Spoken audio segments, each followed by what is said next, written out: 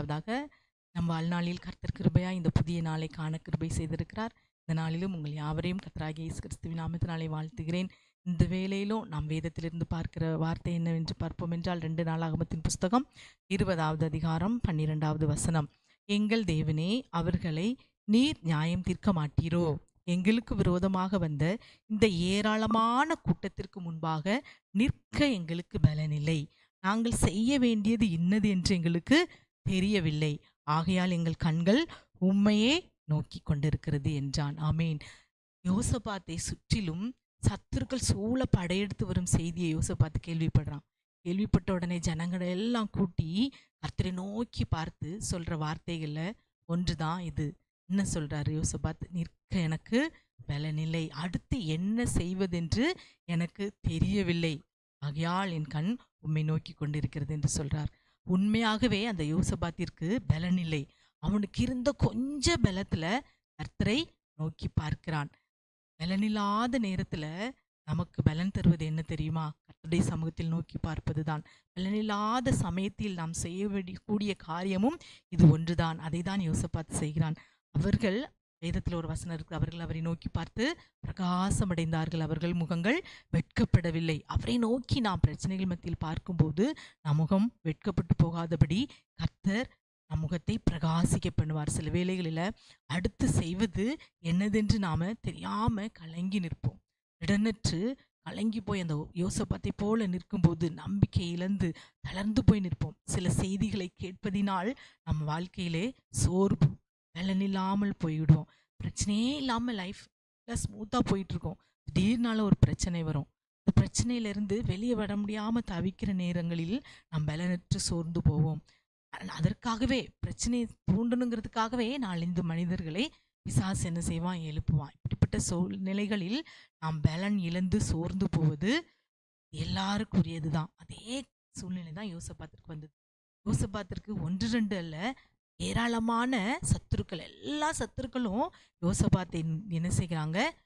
நோக்கி போய் அவனுக்கு விரோதமாய் படையெடுக்கும் போது அந்த யோசபாத்து செய்வது அறியாதபடி கர்த்தரை நோக்கி பார்க்கிறான். உங்கள் வாழ்க்கையிலும் பலனற்று போய் பலனில்லாத இருக்கிற இந்த மாதிரியான ஒரு உணர்வு உங்களுக்கு காணப்படுறா?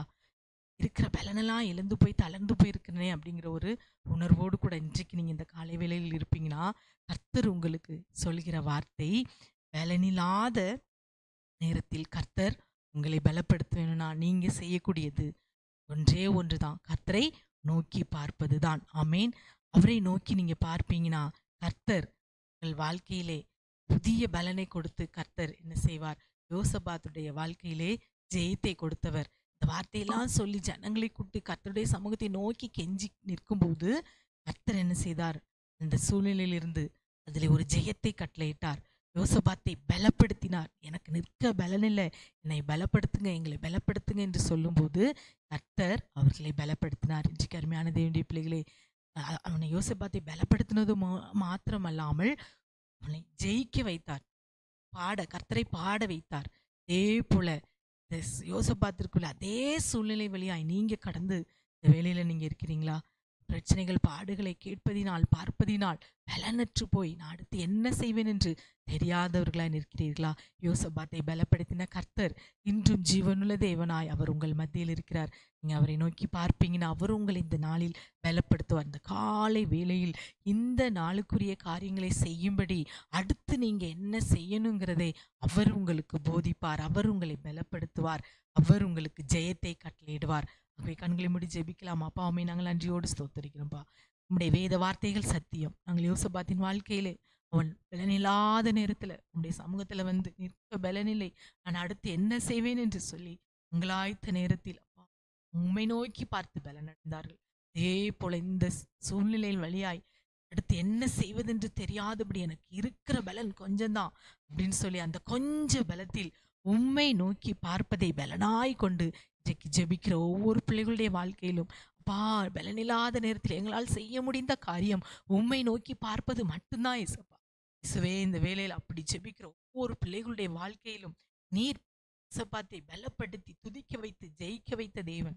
இந்த வேளையிலே என்னோடு கூட சேர்ந்து ஜெபிக்கிற ஒவ்வொரு பிள்ளைகளுடைய வாழ்க்கையிலும் நீர் இந்த கால வேளையில் பலப்படுத்துங்க. பரிசுத்த ஆவியினால் பலப்படுத்துங்க. சத்துவம் இல்லாத பிள்ளைகளுக்கு சத்துவத்தை பெருக பண்ணுங்க. ஜெயத்தை கட்டளையிடுங்க. பெரிய காரியங்களை செய்யுங்க. முற்றிலுமா எங்களுடைய கரத்தில் தாழ்த்தி வெறுமையாய் ஒப்புக் கொடுக்கிறோம். சகல துதிகன மகிமை உமக்கே செலுத்துகிறோம். இயேசுவின் நாமத்தில் ஜெபிக்கிறோம் நல்ல பிதாவே. ஆமீன், ஆமீன்.